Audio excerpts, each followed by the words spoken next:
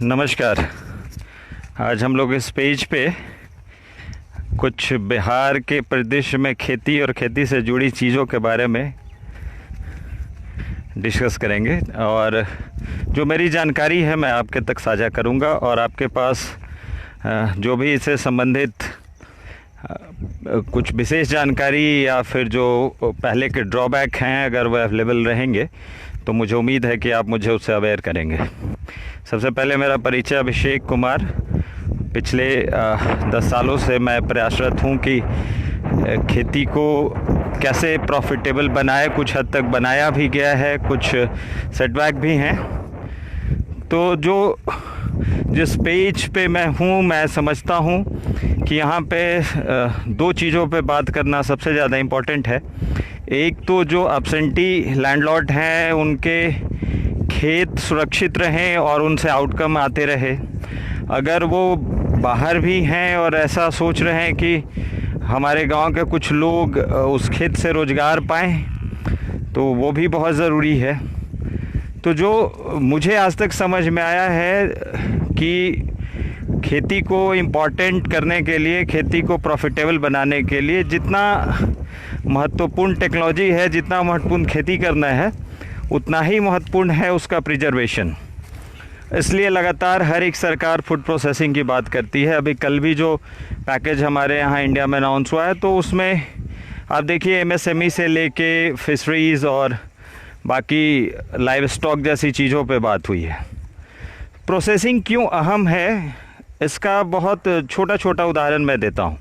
बहुत बार जैसे ही food processing जैसा वर्ड लोगों के दिमाग में आता है तो लोग बड़े साइज़ की फैक्ट्री, बड़ा इन्वेस्टमेंट, ये सब प्लान करने लगते हैं। मतलब अगर किसी को फूड प्रोसेसिंग जैसा वर्ड यूज़ होना है तो वो सीधा का सीधा चले जाएंगे कंसल्टेंट के पास और कंसल्टेंट मशीनरी के हिसाब से उनको एक बड़ा प्रोजेक्ट दे देता है। रही बात कि फूड प्रोसेसिंग में हमेशा से सब्सिडी इन्वॉल्व है तो लोगों को वो लॉलीपॉप दिखाई देता है कि हमें इससे सब्सिडी आएगी। और कई बार कंसल्टेंट इस तरह से आपको भरमाएंगे कि अगर आप 1 करोड़ का इन्वेस्टमेंट कर रहे हैं तो आपको 30 लाख 35 लाख सब्सिडी आनी है। आप इन्वेस्टमेंट को 2 करोड़ कर दीजिए, मैं ही उसको थोड़ा सा सिविल साइज़ को बड़ा कर दूंगा। बट ये सारी चीज़ें इतनी आसान होती नहीं है। जो सब्सिडी देते हैं उनके पास भी इन तरह के मैकेनिज़्म का एक कहिए कि रूपरेखा होता है। उनके पास भी ये पता होता है कि कहाँ से लूप होल लोग निकाल रहा है और इसकी मार एंटरप्रेनर पे पड़ती है। आप सारे पैसे लगा के बोरो करके इंटरेस्ट लेके फैक्ट्री खड़ी करते हैं बट आपके पास वर्किंग कैपिटल नहीं होता है। तो ये ज़रूरी है जानना कि जब भी फूड प्रोसेसिंग जैसे शब्द को आप सोचें तो उसके साथ आप उसके साल भर के ऑपरेशंस ना भी हो तो 9 महीने का ऑपरेशंस तो ज़रूर ध्यान में रखिए। और अगर आपके पास 50 लाख रुपीज़ है तो 10 लाख रुपए से ज़्यादा का कैपिटल एक्सपेंडिचर नहीं होना चाहिए। 40 लाख रुपया आप रखिए वर्किंग कैपिटल के रूप में। मैं इसको 2 एग्जाम्पल से आपको समझाता हूँ। जैसे अभी अगर आप बाज़ार में फ्रेश गाजर खरीदने जाएँ तो 100 रुपये से कम आपको गाजर नहीं मिलेगा। मतलब ठीक है, कोविड है, लॉकडाउन है तो 40-50 रुपये तक आपको मिले। बट ये सीज़न ऐसा है कि गाजर 60 to 100 मिलता है। बट वही आप प्रिजर्व गाजर खरीदें तो बंगाल के कई इलाकों में, पूर्णिया के कुछ हमारे मित्र हैं, आपको 20 रुपये 25 रुपये किलो गाजर देंगे। फ़र्क क्या रहेगा कि वो गाजर जो है ब्राइन में डाला हुआ है, as a preservative sodium benzoate है। उसी तरीके से अभी आप कच्चा आम खरीदिए तो जो कच्चे आम का रेट है उससे बहुत ही सस्ता रेट पिछले साल का प्रिजर्व किया हुआ आम का रहेगा। कुछ लोग ऐसा होते हैं कि वो बिज़नेस को थोड़ा सा हाई साइड में प्लान कर लेते हैं और सेल उनका ऐसा होता नहीं है। हर कोई ऐसा ही प्लान करता है बट अल्टीमेटली मार्केट का रिस्पॉन्स क्या होता है इस पर निर्भर करता है। कई ऐसी फैक्ट्रियां आपको डिसेबल नज़र आएंगी, आपको नॉन फंक्शनल नज़र आएंगी जिन्होंने 1-1 करोड़ का बोटलिंग यूनिट लगाया था बट उनके पास 5 लाख रुपए भी नहीं था टमाटर खरीदने के लिए। तो वो मशीन भी बेकार हो जाती है और फिर आप टमाटर ख़रीद नहीं पाते हैं। तो सबसे अहम यही है कि टेक्नोलॉजी हो, ऑफ कोर्स टेक्नोलॉजी का वैल्यू है, टेक्नोलॉजी बहुत सारे कॉस्ट को बचाता है, बस उस टेक्नोलॉजी के चक्कर में मैनुअल से जो प्रॉफिट बनाया जा सकता है या मैनुअल से जो एम्प्लॉयमेंट क्रिएट किया जा सकता है, जो आप फार्मर्स को एक प्रोटेक्शन दे सकते हैं, वो करना ज़्यादा अहम है rather than big investment in capital. तो एक एग्जांपल और आप समझ सकते हैं कि आपको अगर कहीं से अभी के समय में टमाटर लेना है तो टमाटर का जो रेट है 1 रुपया 2 रुपये का रेट है, और ये कोविड के कारण नहीं है, ये रेट हमेशा इस समय 2 रुपये 4 रुपये का रेट ही होता है। और फिर वही टमाटर अगस्त सितंबर में 70-80 रुपये का हो जाता है।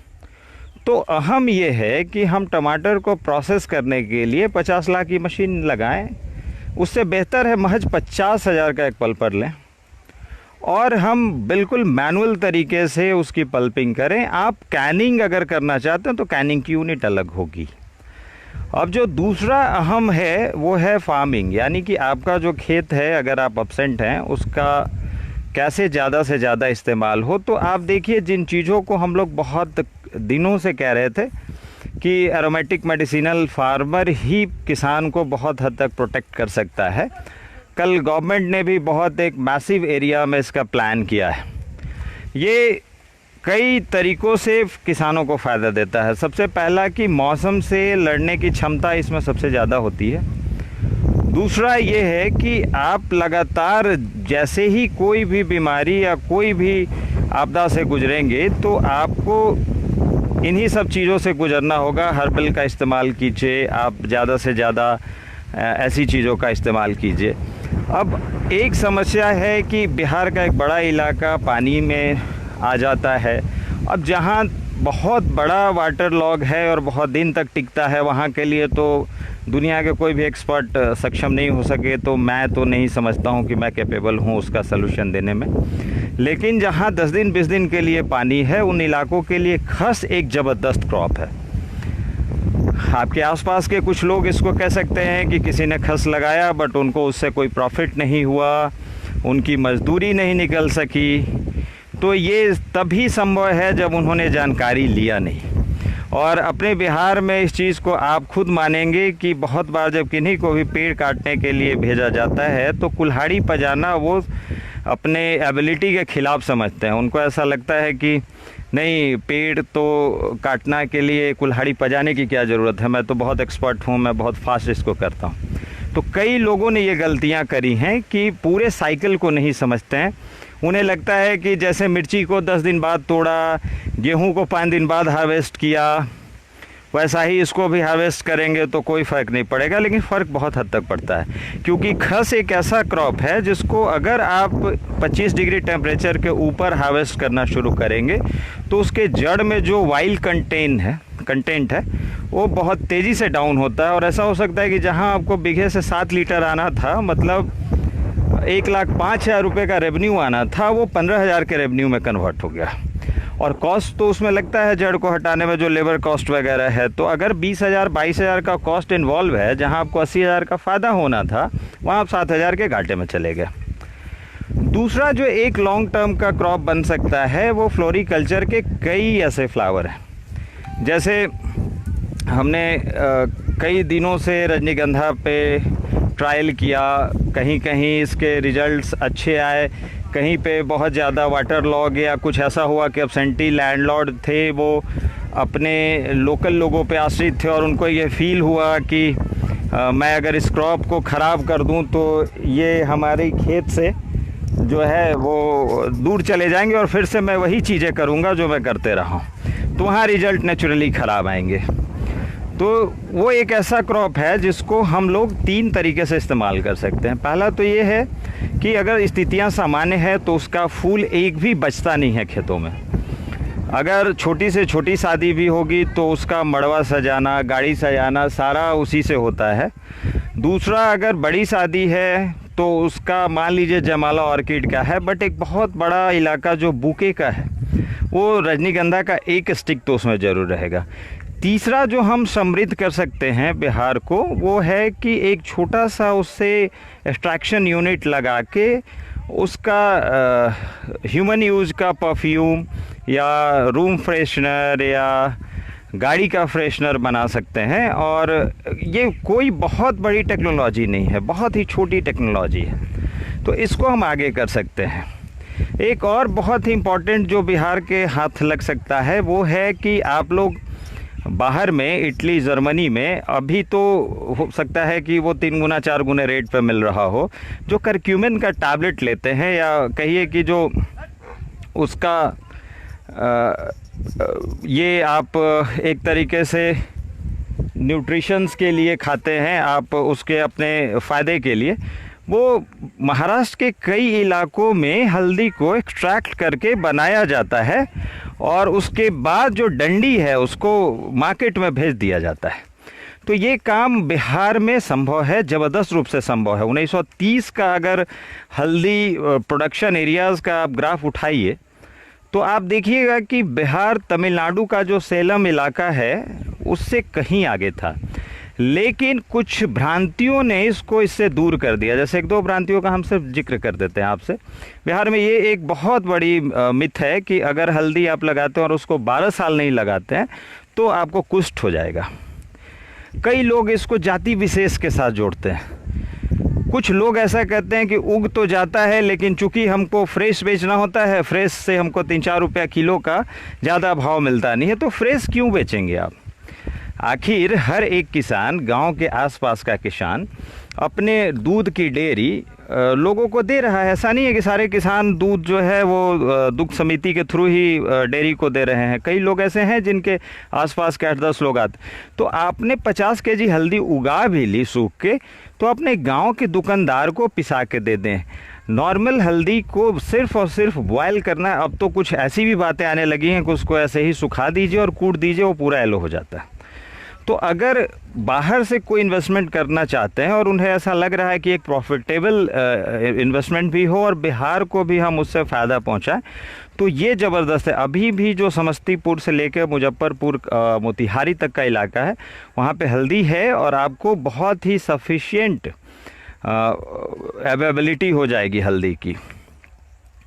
बाकी जो खेती हो सकती है उस खेती में कुछ और फ्लावर्स को हम जोड़ सकते हैं। Turmeric harvest cycle period sir 1 साल का है, करीब मार्च से लेके अभी तक मई तक लोग उसको लगाते हैं और अगली बार उसको फरवरी कहिए या फिर आप नवंबर तक उसको निकाल लीजिए। लेकिन अपने साथ एक सबसे बड़ा फ़ायदा ये है कि अगर हल्दी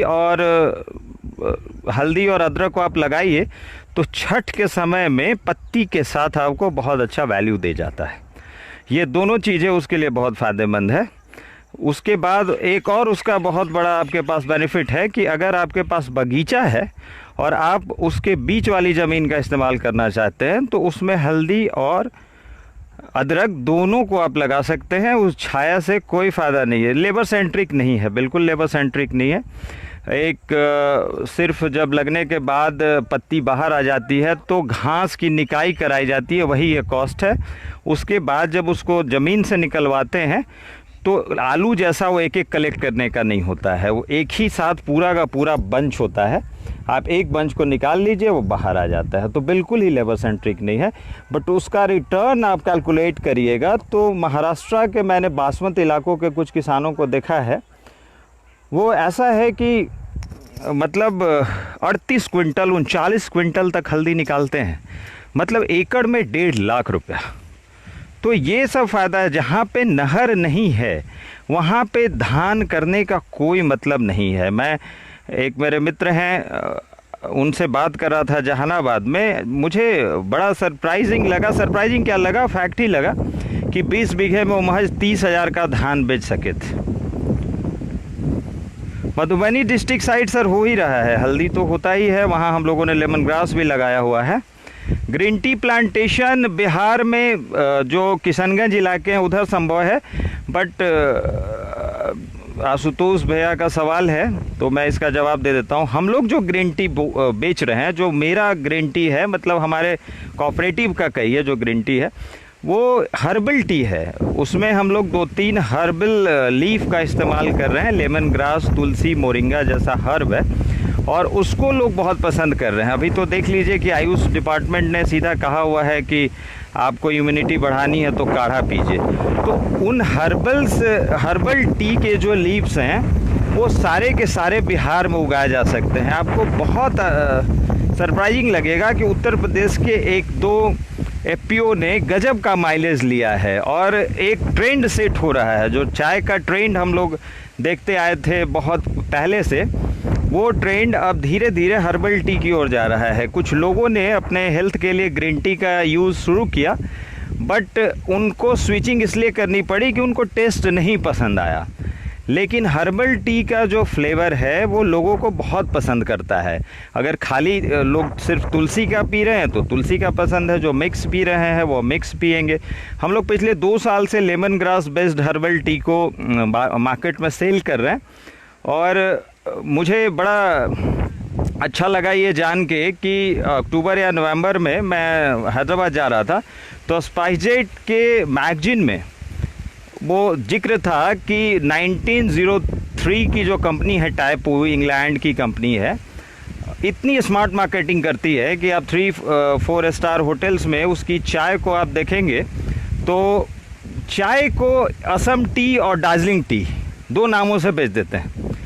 तो उसका सबसे बढ़िया है कि उसने लेमन ग्रास को प्रमोट करना शुरू किया, मतलब लेमन ग्रास फ्लेवर को अडॉप्ट किया। मतलब ये आगे आने वाले 4-5 सालों का टेस्ट है और अगर बिहार इसको उगा लेता है तो मेरा ऐसा मानना है कि जो किसान अपने खेतों को बोझ बना बैठे हैं, जो किसान ऐसा लगता है कि उनके यहाँ चकबंदी नहीं है, उनकी जोतें, उनकी खेतें अलग अलग इलाकों में टूटी हुई है, उन खेतों के लिए ये बहुत फ़ायदेमंद होगा। लेमन ग्रास का प्लांटेशन सर मार्च से लेके अक्टूबर तक करते हैं और जब भी प्लांटेशन करें तो इस चीज़ में हमको हमेशा तैयार रहना चाहिए कि 20 से 25% स्लीव्स हमारे ख़राब हो ही जाएंगे। अगर अभी आप लगाएंगे तो हीट से जल जाएंगे और जून जुलाई में लगाएंगे तो ओवर इरिगेशन से जल जाएंगे। तो इस तरीके से आप उसको 8 महीने तक लगा सकते हैं विद माइंडसेट कि अगर मैं 10,000 स्लीव लगाता हूँ तो 2,500 मेरा जल जाएगा।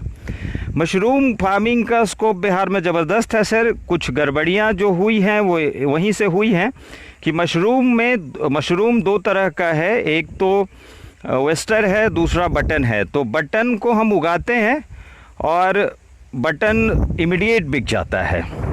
दूसरा जो है वेस्टर है, वेस्टर थोड़ा सा रुक के बिकता है, मतलब धीरे धीरे बिकता है। शुरू में लोग उसको नहीं समझ पाते हैं, बट जो एक बार समझते हैं फिर खाते चले जाते हैं। कुछ अच्छे लोगों ने उसको अचार या जेली बना के बेचना शुरू किया, बट वो भी एक लिमिटेशन तक रुक गया। हमको समझना पड़ेगा कि जो स्केल ऑफ बिजनेस बिहार में क्या है कि मशरूम उगाते हैं जो भी फार्मर, और कुछ तो बहुत बड़े बड़े नाम हैं, पूर्णिया साइड के भी हैं, नालंदा साइड के भी हैं, दीपू जी भी करते हैं। तो इनको क्या ऐसा फीलिंग आता है कि अगर हम 5 केजी मशरूम पर डे बाहर निकाल रहे हैं तो हमको 80 रुपये का भाव मिल रहा है। मैं एक एग्जांपल दे रहा हूँ, 100 भी मिलता होगा, किन्हीं को 110 भी मिलता होगा। बट जब आप 500 किलो की बात करेंगे और कोई बंदा बोलेगा कि 60 रुपये का रेट हम लेंगे, तो ये सीधे कहते हैं कि आप तो मुझे पर डे 10,000 का नुकसान दे रहे हैं। इस माइंडसेट को चेंज करना होगा। जब आप लार्ज स्केल पर प्रोडक्शन करते हैं तो नेचुरली आपका जो पर केजी कॉस्ट है या पर यूनिट कॉस्ट है वो कम होता है, और जब कम होता है तो उस वॉल्यूम के बायर को उसका फ़ायदा देना पड़ता है आपको। आप जो भी बिहार की शादियों में इस्तेमाल होने वाले मशरूम को देखिए, ये सारा का सारा कोटद्वार का मशरूम है। ये सारा का सारा मशरूम पंजाब हरियाणा के इलाकों का है, जो कि आज़ादपुर मंडी जाती है, और आज़ादपुर मंडी में वहाँ के प्रोसेसरों ने ये कह रखा हुआ है कि जिस दिन रेट 55, 60, 65 के आसपास आ जाए उसको हमारे प्रोसेसिंग यूनिट में डाल दीजिएगा। और वो उसको डिब्बे में कैंड कर देते हैं विथ ब्राइन मतलब बस बहुत इजी है इसको सिंपल समझना है कि नमक का घोल है, उसको प्रिजर्वेटिव बना के उसमें डाल दिया जाता है।